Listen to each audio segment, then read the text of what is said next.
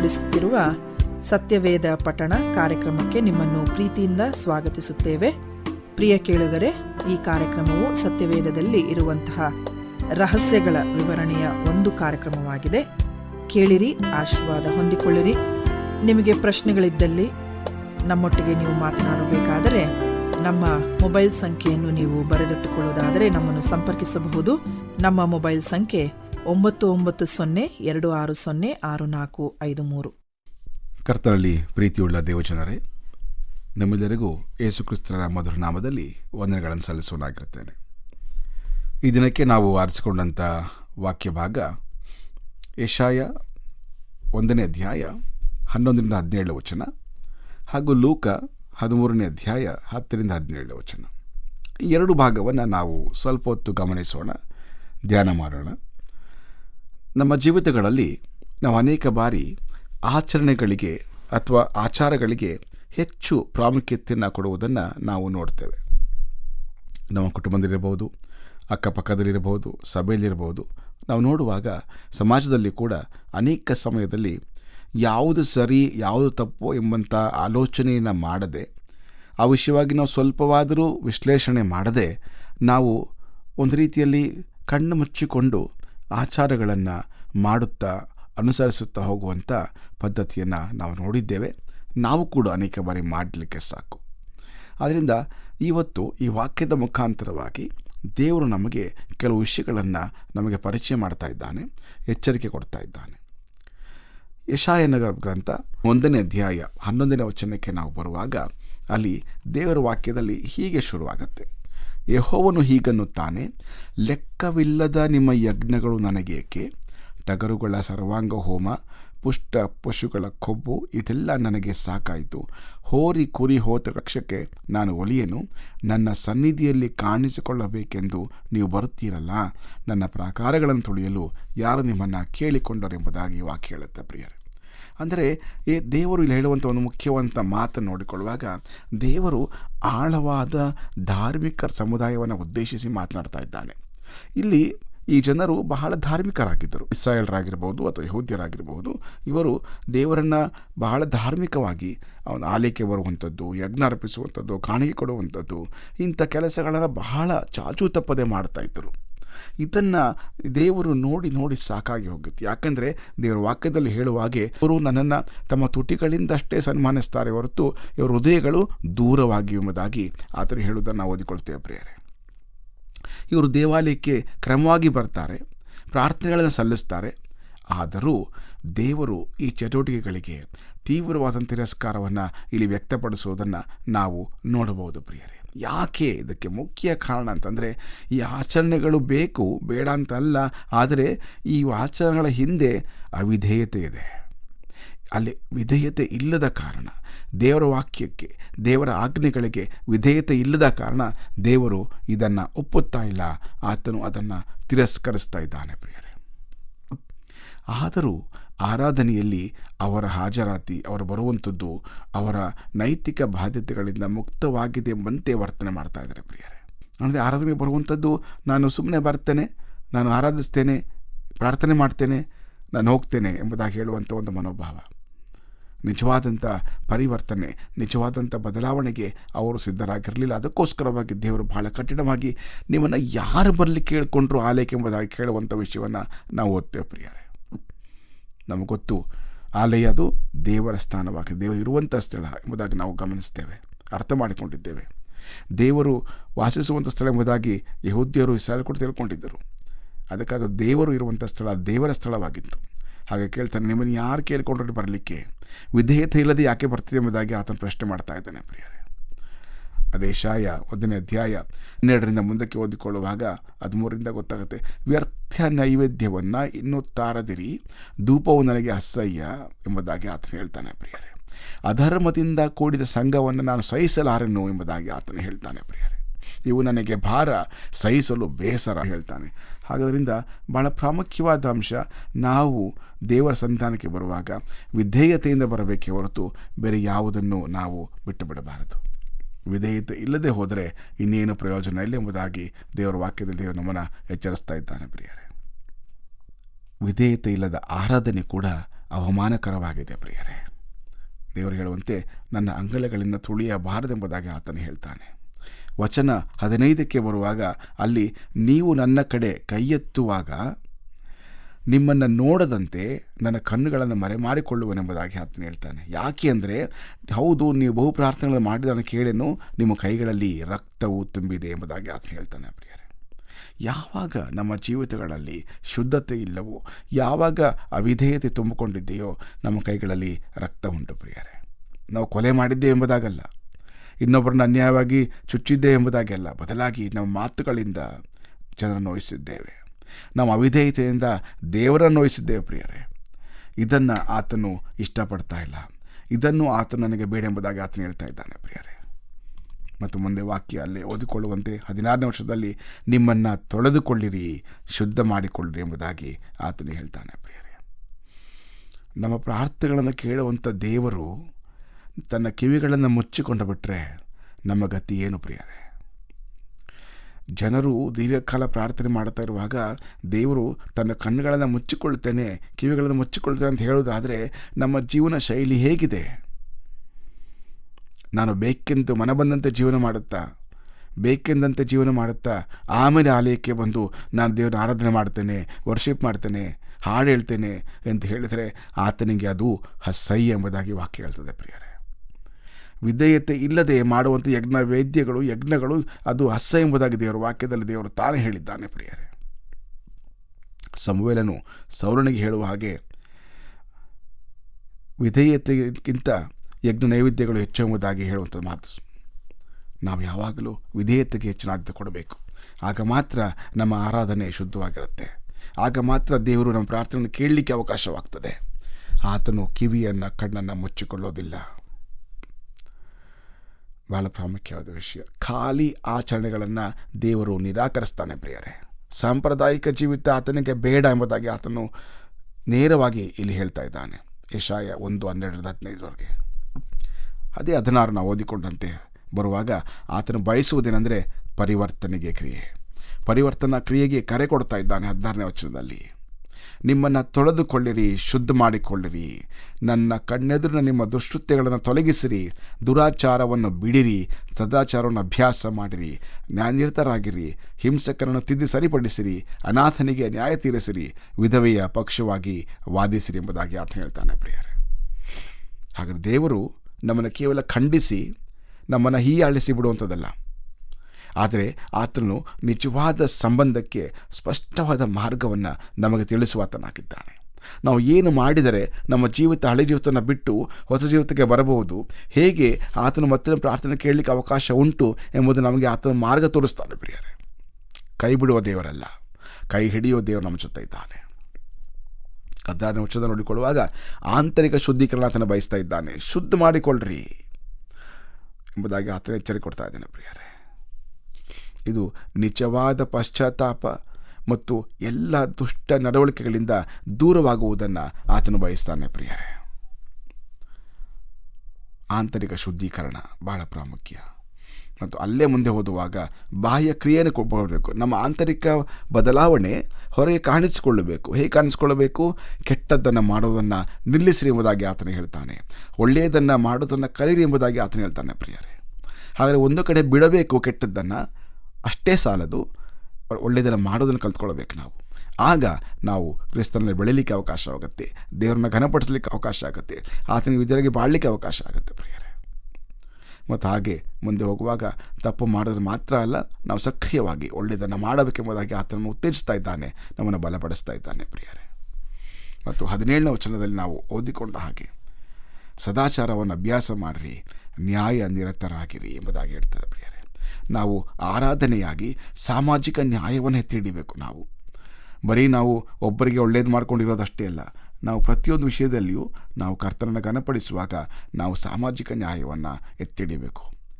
ವಾಕ್ಯ ಮುಂದೆ ಹೇಳುತ್ತೆ, ಹಿಂಸಕನನ್ನು ತಿದ್ದಿ ಸರಿಪಡಿಸಿರಿ, ಅನಾಥನಿಗೆ ನ್ಯಾಯ ತೀರಿಸಿರಿ, ವಿಧವೆಯ ಪಕ್ಷವಾಗಿ ವಾದಿಸಿರಿ ಎಂಬುದಾಗಿ. ನಾವು ಇಂಥ ಕೆಲಸಗಳನ್ನು ಮಾಡುವಾಗ ನಾವು ದೇವರನ್ನು ಘನಪಡಿಸ್ತೇವೆ, ಆತನಿಗೆ ವಿಧೇಯರಾಗಿ ಜೀವಿಸ್ತಾ ಇದ್ದೇವೆ ಪ್ರಿಯರೇ. ಕರ್ತನು ಇದನ್ನು ಬಯಸುವ ಆತನಾಗಿದ್ದಾನೆ. ಆತನಿಗೆ ನಮ್ಮ ಕೇವಲ ಧರ್ಮನಿಷ್ಠ ಖಾಲಿ ಆಚರಣೆಗಳು ಬೇಕಿಲ್ಲ. ಬದಲಾಗಿ ಆತ ನಮಗೆ ಪರಿವರ್ತನೆ ಕರೆ ಕೊಡ್ತಾ ಇದ್ದಾನೆ. ಅದೇ ಸಮಯದಲ್ಲಿ ನಾವು ಪರಿವರ್ತನೆ ಹೊಂದಿ ಆಂತರಿಕವಾಗಿ ಮತ್ತು ಬಾಹ್ಯ ಕ್ರಿಯೆಯಲ್ಲಿ ಏನು ಮಾಡಬೇಕು, ಸಾಮಾಜಿಕವಾಗಿ ಏನು ಮಾಡಬೇಕೆಂಬುದನ್ನು ಆತ ನಮಗೆ ತೋರಿಸ್ಕೊಡ್ತಾ ಇದ್ದಾನೆ ಪ್ರಿಯರೇ. ಇದಕ್ಕೆ ಪೂರಕವಾಗಿ ನಾವು ಆಗಲೇ ಹೇಳಿದ ಹಾಗೆ ಲೂಕನ ಬರೆದ ಸುವಾರ್ತೆ 13ನೇ ಅಧ್ಯಾಯ 10ರಿಂದ 17 ವಚನ ಓದಿಕೊಳ್ಳುವಾಗ ಅಲ್ಲಿ ನಾವು ನೋಡುವಂಥ ಒಂದು ಶ್ರೇಷ್ಠವಾದಂಥ ಒಂದು ಅಂಶ, ಯೇಸು ಕ್ರಿಸ್ತನು ತಾನೇ ಮಾಡಿದಂಥ ಕಾರ್ಯ ನಮಗೊಂದು ಮಾದರಿ. ಅಲ್ಲಿ ಇರುವಂಥ ಮುಖ್ಯ ವಿಷಯ, ಯೇಸು ಸಬ್ಬತ್ ದಿನದಲ್ಲಿ ಒಬ್ಬ ಹೆಂಗಸನ್ನು ಸ್ವಸ್ಥ ಮಾಡಿದೆಂಬುದಾಗಿ. ಈ ಒಂದು ಮಹಿಳೆ ಬಗ್ಗೆ ಅಷ್ಟಾಗಿ ನಮಗೇನು ಗೊತ್ತಿಲ್ಲ, ಸ್ವಲ್ಪಷ್ಟೇ ಮಾತ್ರ ಬರೆಯಲ್ಪಟ್ಟಿದೆ. ಓಕೆ, ಅಲ್ಲಿರುವಂಥ ವಿಷಯದ ವಾಕ್ಯನ ಓದಿಕೊಳ್ಳುವಾಗ ಆಕೆ ಅಲ್ಲಿ 18 ವರ್ಷಗಳಿಂದ ದೆವ್ವ ಬಡಿದು ಮೈಯಲ್ಲಿ ರೋಗವುಳ್ಳ ಒಬ್ಬ ಸ್ತ್ರೀ ಇದ್ದೆಂಬುದಾಗಿ ಗೊತ್ತಾಗುತ್ತೆ. ಆಕೆ ಇಂಟ್ರೊಡಕ್ಷನ್ ಇಷ್ಟೇ, ಭಾಳ ಚಿಕ್ಕದಂಥ ವಿಷಯ, ಆದರೆ ಭಾಳ ದೊಡ್ಡದಂಥ ಅನುಭವ ಆಕೆದು. ಬಹಳ ಇಕ್ಕಟ್ಟಿನ ಅನುಭವ, ಸಂಕಷ್ಟದ ಅನುಭವ. 18 ವರ್ಷಗಳಿಂದ ದೆವ್ವ ಬಡಿದು ಮೈಯಲ್ಲಿ ರೋಗವುಳ್ಳ ಒಬ್ಬ ಸ್ತ್ರೀ ಆಗಿದ್ದಳು. ಈಕೆ ಸಬ್ಬ ದಿನದಲ್ಲಿ ಯೇಸು ಸ್ವಾಮಿ ಸಭಾನ ಉಪದೇಶ ಮಾಡ್ತಾ ಇರುವಾಗ ಅಲ್ಲಿ ಇದ್ದಳು ಪ್ರಿಯರೇ. ಪರಿವರ್ತನೆ ಬೇಕಂದರೆ ನಾನು ಕ್ರಿಸ್ತನ ಬಳಿಗೆ ಬರಬೇಕು. ಬದಲಾವಣೆ ಬೇಕು ಅಂದರೆ ನಾನು ಕ್ರಿಸ್ತನ ಆಲಯಕ್ಕೆ ಬರಬೇಕು. ಯಾಕಂದರೆ ಕ್ರಿಸ್ತನು ನನ್ನನ್ನು ಸಂಧಿಸುವಂಥ ರಕ್ಷಕನಾಗಿದ್ದಾನೆ. ಆತ ನನ್ನ ಮುಟ್ಟಿ ಗುಣಪಡಿಸುವ ಆತನಾಗಿದ್ದಾನೆ. ವಾಕ್ಯ ಮುಂದೆ ಹೇಳುತ್ತೆ, ಆಕೆ ನಡುಬಗ್ಗೆ ಹೋಗಿ ಸ್ವಲ್ಪವಾದರೂ ಮೈಯನ್ನು ಮೇಲಕ್ಕೆ ಎತ್ತಲಾರದೆ ಇದ್ದಳು ಎಂಬುದಾಗಿ ಹೇಳ್ತಾರೆ ಪ್ರಿಯರೇ. 18 ವರ್ಷದಿಂದ ಮೈಯಲ್ಲಿ ರೋಗ, ದೆವ್ವದಿಂದ ಬಂದಿದೆ. ಈ ಲೋಕದಲ್ಲಿ ಅನೇಕ ರೀತಿಯಲ್ಲಿ ವ್ಯಾಧಿಗಳುಂಟು. ಮಾನಸಿಕ ವ್ಯಾಧಿಗಳುಂಟು, ದೈಹಿಕ ವ್ಯಾಧಿಗಳುಂಟು. ಕೆಲವು ಇನ್ಫೆಕ್ಷನ್ಸ್ಗಳಿಂದ ಬರ್ತವೆ, ಇನ್ನು ಕೆಲವು ಈ ಒಂದು ದುರಾತ್ಮಗಳಿಂದ ಬರುವಂಥದ್ದುಂಟು ಪ್ರಿಯರೇ. ಅದನ್ನು ಗುರುತಿಸಲೇಬೇಕಾದರೆ ನಾನು ಯೇಸು ಕ್ರಿಸ್ತನ ಬಳಿಗೆ ಬರಬೇಕು. ನನಗೆ ಬಿಡುಗಡೆ ಬೇಕಾದರೆ ನಾನು ಕ್ರಿಸ್ತನ ಬಳಿಗೆ ಬಂದರೆ ಮಾತ್ರ ಆ ಬಿಡುಗಡೆ ಸಾಧ್ಯ ಎಂಬುದನ್ನು ವಾಕ್ಯ ನಮ್ಗೆ ಹೇಳ್ತದೆ ಪ್ರಿಯರೇ. ಬಹಳ ಶೋಚನೀಯ ಸ್ಥಿತಿ ಮಹಿಳೆದು. ಬಲದ ಕೊರತೆ, ಮೈಯನ್ನು ಎತ್ತಲಾರದ ಪರಿಸ್ಥಿತಿ. ಯೋಚನೆ ಮಾಡಿರಿ, ಒಂದು ನಿಮಿಷ ನೀವು ಪ್ರಯತ್ನ ಮಾಡಿ ನೋಡಿರಿ. ಬಗ್ಗಿಕೊಂಡು 18 ವರ್ಷಗಳ ಕಾಲ ಮೇಲಕ್ಕೆ ನೋಡಲಾರದೆ ಬರೀ ನೆಲವನ್ನು ನೋಡುತ್ತಾ ನಡೆಯಬೇಕು. ಎಂಥ ಪರಿಸ್ಥಿತಿ ಈಕೆದು. ಬಾಗಿ ಹೋಗಿದ್ದಳು, ಎದ್ದೇಳಲು ಸಾಧ್ಯವಾಗ್ತಾ ಇರಲಿಲ್ಲ. ಸಂಪೂರ್ಣ ಅಸಹಾಯಕತೆಯಲ್ಲಿ ಬಿದ್ದಿದ್ದಳು. ಸಹಾಯ ಮಾಡಲಿಕ್ಕೆ ಯಾರೂ ಸಿದ್ಧರಿಲ್ಲ. 18 ವರ್ಷಗಳ ಕಾಲ ಹೀಗೆ ಇದ್ದಾಳೆ. ಎಂಥ ಪ್ರಬಲವಂತ ಸಾಕ್ಷಿ ಅಂದರೆ ಆಕೆದು ಇಂಥ ಪರಿಸ್ಥಿತಿ ಇದ್ದರೂ, ಇಂಥ ರೋಗ ಇದ್ದರೂ, ದೆವ್ವದಿಂದ ಹಿಂಸೆ ಅನುಭವಿಸ್ತಾ ಇದ್ದರೂ ಸಭಾಮಂದಿರಕ್ಕೆ ಬಂದಿದ್ದಾಳೆ. ಯೇಸು ಸ್ವಾಮಿಯ ವಾಕ್ಯವನ್ನು ಕೇಳಿಸ್ಕೊಳ್ಳಿಕ್ಕೆ ಬಂದಿದ್ದಾಳೆ ಪ್ರಿಯರೇ. ಆಕೆ ಬಂದು ಯೇಸುವನ್ನು ಕೇಳಲಿಲ್ಲ, ನನ್ನನ್ನು ಸರಿ ಮಾಡೋದು ಕೇಳಲಿಲ್ಲ. ಅಲ್ಲಿ ಬಂದು ಕುಳಿತುಕೊಂಡಿದ್ದಾಳೆ, ವಾಕ್ಯವನ್ನು ಕೇಳಿಸ್ಕೊಳ್ತಾ ಇದ್ದಾಳೆ ಪ್ರಿಯರೇ. ಆಕೆ ಏನೂ ಹೇಳಲಿಲ್ಲ. ಕೂತಿರುವುದನ್ನು ನೋಡಿ ಯೇಸು ಸ್ವಾಮಿ ತಾನೇ ಆಕೆಯನ್ನು ಕರೆದು, ಅಮ್ಮ ನಿನಗೆ ರೋಗ ಬಿಡುಗಡೆ ಆಯಿತು ಎಂದು ಹೇಳಿದಳು. ಆಕೆ ಒಂದು ಅರಿಕೆ ಮಾಡಲಿಲ್ಲ, ಬಂದು ಸ್ವಾಮಿ ನನಗೆ ಇಷ್ಟು ಸಮಸ್ಯೆ ಇದೆ, ಕಷ್ಟ ಇದೆ, ವಾಸಿ ಮಾಡಂತ ಹೇಳಲೇ ಇಲ್ಲ. ಆರಾಧನೆಗೆ ಬಂದು ಕೂತ್ಕೊಂಡ್ಳು, ಬದಲಾವಣೆಯನ್ನು ಬಯಸಿದಳು. ಯೇಸು ಸ್ವಾಮಿ ವಾಕ್ಯಗಳಿಗಾಗಿ ಬಂದಳು. ಯೇಸು ಸ್ವಾಮಿ ತಾನೇ ಅವನ ಮಾತನಾಡಿಸಿ, ಅಮ್ಮ ನಿನಗೆ ರೋಗ ಗುಣವಾಯಿತು, ಬಿಡುಗಡೆ ಆಯಿತು ಎಂಬುದಾಗಿ ಹೇಳಿದರು ಪ್ರಿಯರೇ. ಕೂಡಲೇ ಆಕೆ ನೆಟ್ಟಗಾದಳು ಎಂಬುದಾಗಿ ಕೇಳುತ್ತೆ. ಆಕೆಯ ಮೇಲೆ ತನ್ನ ಕೈಗಳು ನಿಟ್ಟನು, ಕೂಡಲೇ ಆಕೆ ನೆಟ್ಟಗಾದಳು, ದೇವರನ್ನು ಕೊಂಡಾಡಿದಳು ಎಂಬುದಾಗಿ ವಾಕ್ಯ ಹೇಳುತ್ತೆ ಪ್ರಿಯರೇ. ಎಂಥ ಶ್ರೇಷ್ಠವಂತ ಸಾಕ್ಷಿ. ಇವತ್ತು ನನಗೆ ಏನು ಕೊರತೆ ಉಂಟು? ಆಲಯಕ್ಕೆ ಬರದೇ ಇರಲಿಕ್ಕೆ ಏನು ಕಾರಣ ಕೊಡ್ತಾ ಇದ್ದೇನೆ? ವಾಕ್ಯ ಓದದೇ ಇರಲಿಕ್ಕೆ ಏನು ಕಾರಣ ಕೊಡ್ತಾ ಇದ್ದೇನೆ? ಕುಟುಂಬ ಪ್ರಾರ್ಥನೆ ಮಾಡದೇ ಇರಲಿಕ್ಕೆ ಏನು ಕಾರಣ ಕೊಡ್ತಾ ಇದ್ದೇನೆ? ಆಯಾಸ, ಬಲಹೀನತೆ, ರೋಗ, ಸಮಸ್ಯೆ ಯಾವುದು ಲೆಕ್ಕಕ್ಕಿಲ್ಲ ಪ್ರಿಯರೇ. 18 ವರ್ಷಗಳಿಂದ ನಡುಬಗ್ಗಿ ಹೋಗಿದ್ದ ಈ ಮಗಳು ಆಲಯಕ್ಕೆ ಬಂದು ಕುಳಿತುಕೊಂಡಿದ್ದಾಳೆ ವಾಕ್ಯವನ್ನು ಕೇಳಿಸ್ಕೊಳ್ಳಿಕ್ಕೆ. ತನ್ನ ಪರಿಸ್ಥಿತಿಗಾಗಿ ಪ್ರಾರ್ಥನೆ ಮಾಡಿದೆಲ್ಲ ಗೊತ್ತಿಲ್ಲ, ಆಕೆ ಏನೂ ಹೇಳಲಿಲ್ಲ. ಆದರೆ ಯೇಸು ಸ್ವಾಮಿ ತಾನೇ ಆ ಮಗಳನ್ನು ನೋಡಿ, ಅಮ್ಮ ನಿನಗೆ ಬಿಡುಗಡೆ ಆಯ್ತು ಎಂಬುದಾಗಿ ಹೇಳ್ತಾನೆ ಪ್ರಿಯರೇ. ಕೈ ಇಟ್ಟು ವಾಸಿ ಮಾಡ್ತಾನೆ. ಇವತ್ತು ನಾನು ಯೇಸುವನ್ನು ಬಯಸಿ ಬರುವುದಾದರೆ, ಯೇಸುವನ್ನೇ ಬಯಸಿ ಬರುವುದಾದರೆ, ಆತನ ವಾಕ್ಯವನ್ನೇ ಬಯಸಿ ಬರುವುದಾದರೆ ಉಳಿದೆಲ್ಲವನ್ನು ಆತ ನೋಡಿಕೊಳ್ತಾನೆ ಪ್ರಿಯ. ಅದಕ್ಕಾಗಿ ಯೇಸು ನಮಗೆ ಹೇಳಿದ್ದು 10ನೇ ಸುವಾರ್ತೆ 11ನೇ ಅಧ್ಯಾಯದಲ್ಲಿ, ನೀವು ಮೊದಲು ದೇವರ ರಾಜ್ಯಕ್ಕಾಗಿಯೂ ನೀತಿಗಾಗಿಯೂ ತವಕ ಪಡಿರಿ, ಅವುಗಳ ಕೂಡ ಉಳಿದೆಲ್ಲವೂ ನಿಮಗೆ ಸಿಗತ್ತೆ ಅಂತ. ನಮಗೆ ದುರದೃಷ್ಟಿ ಇಲ್ಲ. ಅನೇಕವನ್ನು ನಾವು ಚಿಕ್ಕದ ಹತ್ತಿರದಲ್ಲಿರುವಂಥದ್ದನ್ನು ಬಯಸಿ ಅದರಲ್ಲೇ ಬಿದ್ದು ನರಳಾಡಿ ಅದರಲ್ಲೇ ಹೋಗ್ಬಿಡ್ತೇವೆ. ದೇವರು ಹೇಳಿದ್ದು ನಮಗೆ, ನೀವು ಮೊದಲು ದೇವರ ರಾಜ್ಯಕ್ಕಾಗಿ ನೀವು ತವಕ ಪಡು, ಅದರ ಕೂಡ ನನಗೆ ಆರೋಗ್ಯ ಇರ್ಬೋದು, ಸಮಸ್ಯೆ ಇರ್ಬೋದು, ಏನೇ ಇದ್ದು ಅದು ಪರಿಹರಿಸುವಂಥ ಕರ್ತನ ನಮ್ಮ ಕಡೆ ಇದ್ದಾನೆ. ತನ್ನ ಚಿತ್ತ ಕನಸುವಾಗಿ ಸರಿ ಮಾಡ್ತಾನೆ. ಕೆಲವರು ಸರಿ ಹೋಗದೇ ಇದ್ದರೂ ನಿನ್ನ ಶಾಂತಿ, ಮನಃಶಾಂತಿ ತಪ್ಪಿ ಹೋಗೋದಿಲ್ಲ. ಅದನ್ನು ಕರ್ತನ ಕೊಡ್ತಾನೆ ಪ್ರಿಯರೇ. ಈ ಲೋಕದಲ್ಲಿ ಆರೋಗ್ಯ ಎಷ್ಟು ಮುಖ್ಯವೋ, ಹಣ ಎಷ್ಟು ಮುಖ್ಯವೋ, ಅದಕ್ಕಿಂತಲೂ ಹೆಚ್ಚು ಮುಖ್ಯವಂತ ವಿಷಯ ನೆಮ್ಮದಿ ಮತ್ತು ಶಾಂತಿ. ಇವತ್ತು ಅನೇಕ ಜನರು ಐಶ್ವರ್ಯವಂತರಾಗಿದ್ದಾರೆ, ಕೋಟಿ ಕೋಟಿ ಸಂಪಾದನೆ ಮಾಡಿದ್ದಾರೆ. ಆದರೆ ಅವರ ಬಳಿ ಸಮಾಧಾನ ಇಲ್ಲ, ಶಾಂತಿ ಇಲ್ಲ. ಕರ್ತನ ನಮಗೆ ಅದನ್ನು ಒದಗಿಸಿಕೊಟ್ಟಿದ್ದಾನೆ ಪ್ರಿಯರೇ, ವಾಗ್ದಾನ ಮಾಡಿಕೊಟ್ಟಿದ್ದಾನೆ. ನಾನು ಕರ್ತನ ಬಳಿಗೆ ಬರುವಾಗ ನಿನಗೆ ಈ ಒಂದು ಆಶೀರ್ವಾದ ಉಂಟು. ಕರ್ತನು ಕರುಣಾಮಯನು, ತನ್ನ ಕೈಗಳನ್ನು ಚಾಚಿ ಆಕೆಯನ್ನು ಮುಟ್ಟಿ ಗುಣಪಡಿಸ್ತಾನೆ ಪ್ರಿಯರೇ. ಕರುಣೆಯನ್ನು, ಸಾಮಾಜಿಕ ನ್ಯಾಯವನ್ನು ಆತನು ಕೊಡ್ತಾನೆ ಪ್ರಿಯರೇ. ಇವತ್ತು ನಾನು ನೀನು ಮಾಡಬೇಕಾದ ಕೆಲಸ ಇದೆ. ಬದಲಾವಣೆಯನ್ನು ಬಯಸಬೇಕು. ಆಚರಣೆ ಮುಖ್ಯ ಅಲ್ಲ. ದೇವರ ವಾಕ್ಯದಲ್ಲಿ ಮುಂದೆ ಓದಿಕೊಳ್ಳುವಾಗ ಅಲ್ಲಿ ಹೀಗೆ ಹೇಳ್ತದೆ, 14ನೇ ವಚನ 13 ಕೊಟ್ಟು ಹೇಳುತ್ತೆ, ಕೈಗಳನ್ನು ಇಟ್ಟ ಕೂಡಲೇ ಆಕೆ ನೆಟ್ಟಗಾದಳು ಮತ್ತು ದೇವರನ್ನ ಕೊಂಡಾಡಿದೆಂಬುದಾಗಿ. ಆದರೆ 14ನೇ ವಚನದಲ್ಲಿ, ಆ ಸಭಾಮಂದಿರದ ಅಧಿಕಾರಿಯು ನಡೆದ ಸಂಗತಿಯನ್ನು ನೋಡಿ ಸಬ್ಬತ್ ದಿನದಲ್ಲಿ ಯೇಸು ಸ್ವಸ್ಥ ಮಾಡಿದನಲ್ಲ ಎಂದು ರೋಷಗೊಂಡು ಜನರಿಗೆ ಕೆಲಸ ಮಾಡುವುದಕ್ಕೆ 6 ದಿವಸಗಳು ಅವೇಷ್ಟೇ, ಆ ದಿವಸಗಳಲ್ಲಿ ಬಂದು ವಾಸಿ ಮಾಡಿಸಿಕೊಳ್ಳಿರಿ, ಸಬ್ಬತ್ ದಿನದಲ್ಲಿ ಮಾತ್ರ ಬೇಡ ಎಂದು ಹೇಳಿದ್ದೇನೆ ಎಂಬುದಾಗಿ ಒತ್ತೆ ಪ್ರಿಯರೇ. ಅಧಿಕಾರಿಗೆ ಆ ಒಂದು ಮಗಳಿಗೆ ಬಿಡುಗಡೆ ಆಗಿದೆ ಎಂಬುದು ವಿಷಯ ದೊಡ್ಡದಾಗಿರಲಿಲ್ಲ, ಬದಲಾಗಿ ಸಬ್ಬತ್ ದಿನದ ಆಚರಣೆ ಬಹಳ ದೊಡ್ಡದಾಗಿತ್ತು ಅವನಿಗೆ. ಆಚರಣೆಗಳನ್ನು ದೇವರು ನಿರ್ಲಕ್ಷಿಸ್ತಾನೆ ಪ್ರಿಯರೇ. ಆತನಿಗೆ ಅದು ಬೇಕಾಗಿಲ್ಲ. ಎಲ್ಲಿ ವಿಧೇಯತೆ ಇಲ್ಲಿಯೋ, ಎಲ್ಲಿ ಸಾಮಾಜಿಕ ನ್ಯಾಯ ಇಲ್ಲವೋ ಅಲ್ಲಿ ಆಲಯವಾಗಲಿ ಸಬ್ಬತ್ ದಿನವಾಗಲಿ ಆತನು ಇಷ್ಟಪಡೋದಿಲ್ಲ ಪ್ರಿಯರೇ. ದೇವರು ಬಯಸುವಂಥದ್ದು ನಾವು ಮಾಡುವಂಥ ಕೃತ್ಯಗಳು ಅದು ನ್ಯಾಯಯುತವಾಗಿರಬೇಕು, ಕರ್ತನನ್ನು ಘನಪಡಿಸುವಂತಾಗಿರಬೇಕು, ಮತ್ತೊಬ್ಬರಿಗೆ ಸಹಾಯವನ್ನು ಬೆಂಬಲವನ್ನು ಕೊಡುವಂಥದ್ದಾಗಿರಬೇಕೆಂಬುದಾಗಿ ಆತನು ಬಯಸ್ತಾನೆ ಪ್ರಿಯರೇ. ಯೇಸು ಎಲ್ಲೆಲ್ಲಿ ಹೋದನೋ ಅಲ್ಲೆಲ್ಲ ಯಾರ ಕೊರತೆ ಇತ್ತೋ ಅದನ್ನು ಹುಡುಕ್ತಾ ಇದ್ದನು ಪ್ರಿಯರೇ. ಇವತ್ತು ನಮ್ಮ ಅಗತ್ಯಗಳು ಆತನಿಗೆ ಗೊತ್ತದೆ, ಅದ್ರ ಬಗ್ಗೆ ಆತನ ಕಾಳಜಿ ವಹಿಸ್ತಾನೆ ಪ್ರಿಯರೇ. ಆದರೆ ನಾವು ಆತನ ಬಳಿ ಬರ್ತಾ ಇದ್ದೇವಾ, ಯಥಾರ್ಥವಾಗಿ ಬರ್ತಾ ಇದ್ದೇವಾ, ಆ ಮಗಳಂತೆ ಬರ್ತಾ ಇದ್ದೇವಾ, ನಾವು ಪ್ರಶ್ನೆ ಮಾಡಿಕೊಳ್ಳಬೇಕು. ಯೇಸು ನಮ್ಮ ಜೀವನದ ಗದ್ದಲದ ನಡುವೆ ನಮ್ಮನ್ನು ನೋಡ್ತಾ ಇದ್ದಾನೆ. ಆತನ ನೋಡಿದ ನಂತರ ಯೇಸು ಅವಳನ್ನು ಕರೆದಲ್ಲ, ಹಾಗೆ ನಮ್ಮನ್ನು ಕರೀತಾ ಇದ್ದಾನೆ, ಮಗನೇ ಬಾಯ್ಲಿ, ನಾನು ಇನ್ನು ಸರಿ ಮಾಡ್ತೇನೆ, ಈ ಪರಿಸ್ಥಿತಿ ಸರಿ ಮಾಡ್ತೇನೆ ಎಂಬುದನ್ನು ಕರೀತಾ ಇದ್ದಾನೆ ಪ್ರಿಯರೇ. ನಾವು ಆತನ ಬಳಿಗೆ ಬರುವಂಥವರಾಗಿರಬೇಕು. ಹಾಗೆ ಬರುವಾಗ ಆತ ತನ್ನ ಕೈಗಳು ನಮ್ಮ ಮೇಲೆ ಇಟ್ಟು ನಮ್ಮ ಶುದ್ಧ ಮಾಡಿ ನಮ್ಮನ್ನು ತನ್ನ ಪ್ರೀತಿಯಲ್ಲಿ ಹೊಂದಿದಂಥ ಮಕ್ಕಳಾಗಿ ಜೀವಿಸಲಿಕ್ಕೆ ಸಹಾಯ ಮಾಡ್ತಾನೆ. ಹೀಗೆ ನಾವು ಈ ಲೋಕದಲ್ಲಿ ಆತನ ಪ್ರೀತಿ ಮಾಡುತ್ತಾ, ಆತನ ವಾಕ್ಯದ ಪ್ರಕಾರ ನಡೆಯುತ್ತಾ, ಬದಲಾವಣೆ ಹೊಂದಿ ಸಾಮಾಜಿಕ ನ್ಯಾಯವನ್ನು ನಾವು ಕೊಡುವಂಥವರಾಗಿ ಜೀವಿಸಬೇಕೆಂದು ಆತನ ಬಯಸ್ತಾನೆ ಪ್ರಿಯರೇ. ದೇವರು ಆರಾಧನೆಯನ್ನು, ಆಚರಣೆಯನ್ನು ವಿರೋಧಿಸುವವನಲ್ಲ, ಆದರೆ ಅದರ ಹಿಂದೆ ವಿಧೇಯತೆ ಇಲ್ಲದಿದ್ದರೆ ಅದನ್ನು ವಿರೋಧಿಸ್ತಾನೆ. ಯಾವಾಗ ನಾವು ಆರಾಧನೆಗೆ ಬಂದು ಅವಿಧೇಯತೆಯಿಂದ ಜೀವಿಸ್ತೇವೋ ಅದನ್ನು ಆತನು ವಿರೋಧಿಸ್ತಾನೆ ಪ್ರಿಯರೇ. ನಾವು ಭಾನುವಾರ ಮಾತ್ರ ಬಹಳ ದೊಡ್ಡ ಭಕ್ತಿವಂತರಂತೆ ನಟಿಸಿ ಸೋಮವಾರದಿಂದ ಶನಿವಾರದವರೆಗೆ ಏಲೋಕದಂಥ ಜೀವನ ಮಾಡಿದರೆ ಆತನು ಅದನ್ನು ಬಯಸೋದಿಲ್ಲ ಪ್ರಿಯರೇ. ಇದನ್ನೇ ಯೆಶಾಯನು ಹೇಳ್ತಾ ಇರುವಂಥದ್ದು, ಇದನ್ನೇ ಇಲ್ಲಿ ಯೇಸು ತೋರಿಸ್ತಾ ಇರುವಂಥದ್ದು. ಸಬ್ಬತ್ ದಿನ ಆಚರಣೆ ಮಾಡಿರಿ, ಆದರೆ ನಿಮ್ಮ ವಿಧೇಯತೆಯು ಅಲ್ಲಿ ಇಲ್ಲದೆ ಹೋದರೆ ಅದು ಯಾವ ಪ್ರಯೋಜನ ಎಂಬುದಾಗಿ ಆತನು ಹೇಳ್ತಾನೆ ಪ್ರಿಯರೇ. ಅದರಿಂದ ನಮ್ಮ ಆರಾಧನೆಗೆ ಜೀವ ಬೇಕು ಅಂದರೆ ವಿಧೇಯತೆ ಬೇಕು, ಇಲ್ಲವಾದರೆ ಅದು ಸತ್ತ ಆರಾಧನೆಯಾಗಿದೆ. ದೇವರನ್ನು ಪ್ರೀತಿಸುವುದನ್ನು ಮತ್ತು ಆತನು ಪ್ರೀತಿಸುವವರ ಹಾಗೆ ಜೀವಿಸುವುದನ್ನು ಪ್ರಯತ್ನ ಮಾಡೋಣ ಪ್ರಿಯರೇ. ನ್ಯಾಯ, ಕರುಣೆ, ನೀತಿಯನ್ನು ಆತನು ಬಯಸ್ತಾನೆ. ನಾವು ಅದನ್ನು ಅನುಸರಿಸುವಾಗ ನಾವು ಆತನಿಗೆ ಪ್ರಿಯರಾದ ಮಕ್ಕಳಾಗಿ ಜೀವಿಸುತ್ತಾ ಆತನು ಬಯಸುವಂಥವರಾಗಿ ಆರಾಧನೆ ಮಾಡಲಿಕ್ಕೆ ಅವಕಾಶ ಆಗ್ತದೆ. ಅದರಿಂದ ಆಚರಣೆಯು ನೀತಿಗೆ ಸಮವಲ್ಲ. ದೇವ್ರ ನ್ಯಾಯವನ್ನು ಬಯಸ್ತಾನೆ ಪ್ರಿಯರೇ, ಕೇವಲ ಸಂಪ್ರದಾಯವನ್ನು ಅಲ್ಲ ಎಂಬುದನ್ನು ಅರ್ಥ ಮಾಡಿಕೊಳ್ಳೋಣ.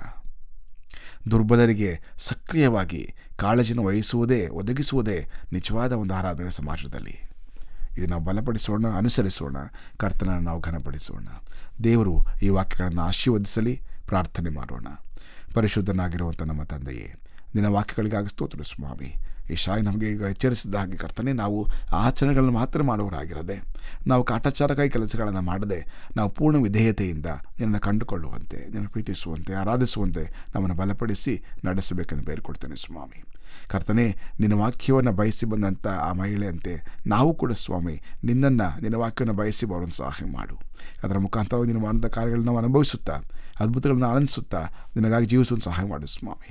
ನಿನಗೆ ಮಾತ್ರ ಮೈ ಉಂಟಾಗಲಿ. ಹೀಗೆ ನಾವು ಬದಲಾದವರಾಗಿ ಸಾಮಾಜಿಕ ನ್ಯಾಯವನ್ನು ಎತ್ತಿ ಹಿಡಿಯುತ್ತಾ, ಕುಟುಂಬದಲ್ಲಿ, ಸಭೆಯಲ್ಲಿ, ಸಮಾಜದಲ್ಲಿ ನಿನ್ನ ಮಕ್ಕಳಾಗಿ ಜೀವಿಸುತ್ತಾ ನೀತಿಯನ್ನು, ಪ್ರೀತಿಯನ್ನು ಅನುಸರಿಸುತ್ತಾ ಬಾಳುವಂತ ಸಹಾಯ ಮಾಡು ಸ್ವಾಮಿ.